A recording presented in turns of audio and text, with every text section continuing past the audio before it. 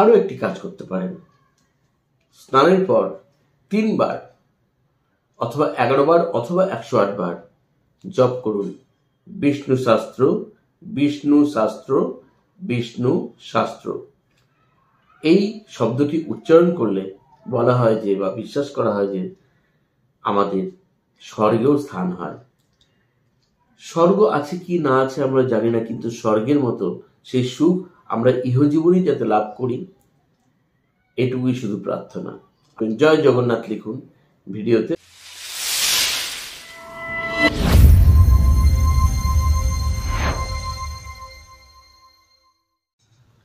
জয় জগন্নাথ, জয় জগন্নাথ, জয় জগন্নাথ। বন্ধুরা, আজ একটি অতি সুপবিত্র দিন আমাদের কাছে। এই দিনটিতে যদি আমরা কিছু উপায় করতে পারি, তাহলে আমাদের জীবনে সচ্ছলতা, সুখ, সমৃদ্ধি তো আসেই, এবং বিভিন্ন রকম বাধা বিঘ্নর মধ্যে দিয়ে যারা সময় অতিবাহিত করছেন, তারাও কিন্তু তা থেকে মুক্ত হতে পারেন। পুরীর রাজা প্রদ্যুম্ন, তার হাত ধরেই এই জগন্নাথ দেবের রথযাত্রা উৎসবের সূচনা। এই রথযাত্রার যে খ্যাতি, তার জগৎজোড়া। এখন আসুন জেনে নেওয়া যাক কি কি উপায় করলে আমরা জীবনে সব দিক থেকে সচ্ছলতা, সমৃদ্ধি পেতে পারি, বাধা বিঘ্ন থেকে মুক্ত থাকতে পারি। রথ দেখলেই মনে করা হয় বা বিশ্বাস করা হয় যে তাতেই আমাদের জীবনের সুখ সমৃদ্ধির সূচনা ঘটে। যদি বিশ্বাস নিয়ে আপনি জগন্নাথ দেবকে, বলরাম এবং সুভদ্রাকে প্রণাম জানিয়ে নিজের মনস্কামনা জানান। এছাড়াও আজকের দিনে আপনি যে কোনো মন্দিরে গিয়ে রথের দড়িতে যদি ধরতে পারেন, টান দিতে পারেন, অথবা বাড়ির কাছাকাছি যে বাচ্চারা রথ নিয়ে বেরোয়, সেই রথের দড়িতেও যদি টান দেন এবং কিছু অর্ঘ্য প্রদান করেন, তা ফল ফুল হোক, তা মিষ্টি জাতীয় কিছু হোক, যা খুশি আপনি সেখানে দিয়ে আপনার মনের কামনা জানাতে পারেন।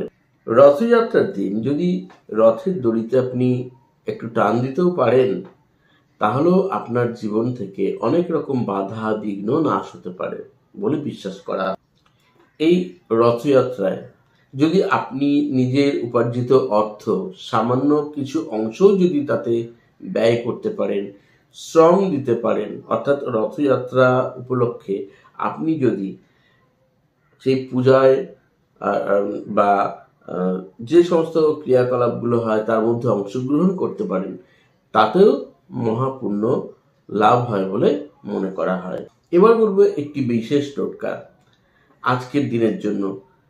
যখন খুশি করতে পারেন, কাছাকাছি কোনো মন্দিরে গিয়ে দিতে পারেন যদি মন্দিরে রথযাত্রা হয়। যদি তা না পারেন, যদি কোনো বাচ্চাদের বা নিজের বাড়িতেও রথযাত্রা করে থাকেন, সেই রথে, রথ ছোট হোক বা বড় হোক, 11টি ফল, 11 রকম মিষ্টি আর 11টা কয়েন 1 টাকার জোগাড় করুন, এবং একটু ফুল, অবশ্যই সাদা ফুল, আর সেই সঙ্গে 11টি অথবা একটি ময়ূর পুচ্ছ বা ময়ূরের যে পালক হয়, সেই পালক আপনি রথে প্রদান করুন রথযাত্রার এই দিনটিতে, স্বয়ং জগন্নাথ দেবের উদ্দেশ্যে নিজের মনস্কামনা জানিয়ে, এবং সেখান থেকে আশীর্বাদ নিয়ে তার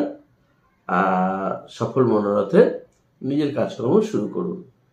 আপনার মনস্কামনা অবশ্যই পূর্ণ হবে যদি আপনি স্থির বিশ্বাস নিয়ে এই উপায়টি করতে পারেন। খুব সহজ উপায়, শুধু একবার করে দেবেন। আপনার বাড়িতে নারায়ণের মূর্তি আছে বা নারায়ণের ফটো আছে, বা বাড়িতে নারায়ণের পুজো করা হয় বা শ্রীকৃষ্ণের পুজো করা হয়, অথবা বাড়িতে জগন্নাথ দেব, বলরাম সুভদ্রার ফটো বা মূর্তি আছে, যাই থাকুক না কেন, সেখানে আপনার হাতের 1 মুঠো চাল আর একটি কাঁচা হলুদ, একটি 1 টাকার করেন।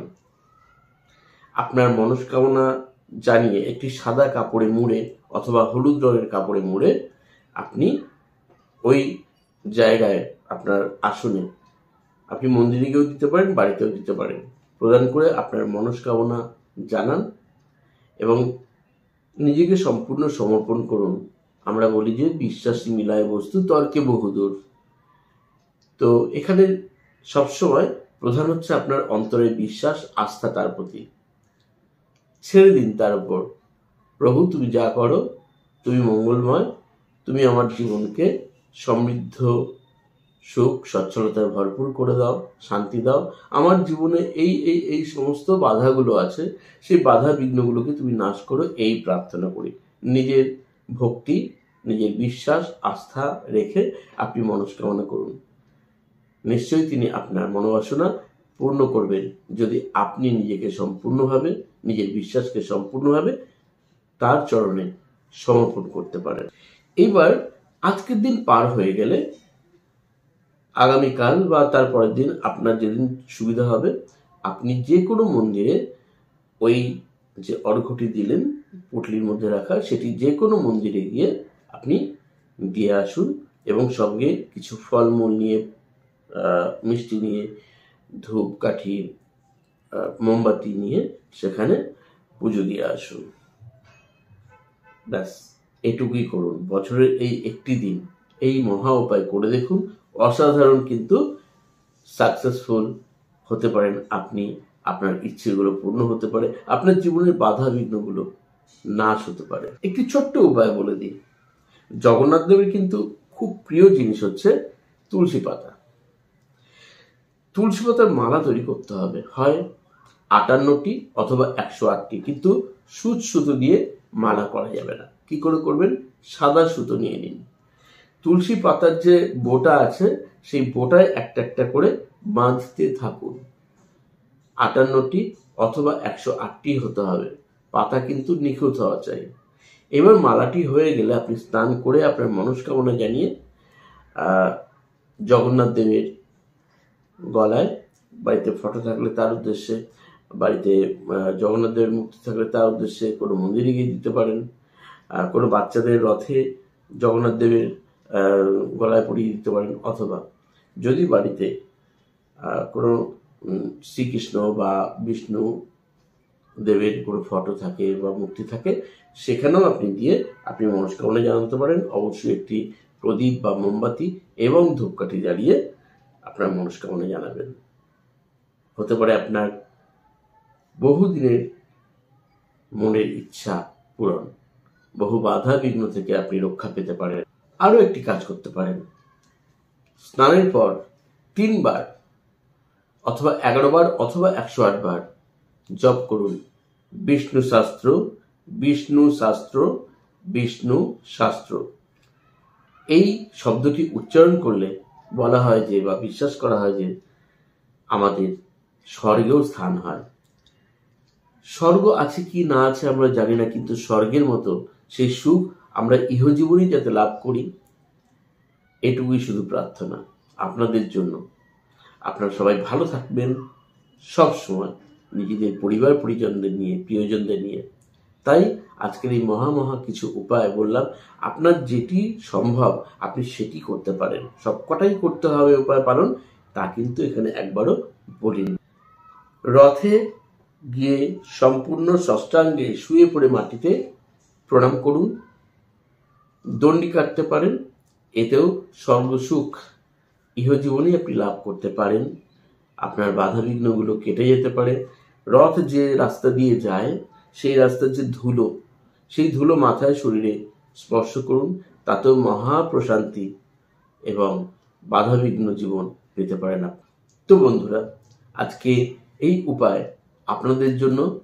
যাদের ভিডিওটি ভালো লাগবে তারা অবশ্যই শেয়ার করতে ভুলবেন না, লাইক কমেন্ট করবেন, জয় জগন্নাথ লিখুন ভিডিওতে। আজকে এই শুভ দিনে সবাই খুব ভালো থাকবেন, সুস্থ থাকবেন। একদম নতুন যারা চ্যানেলকে সাবস্ক্রাইব করতে ভুলবেন না। আর চলিত হবে। জয় জগন্নাথ।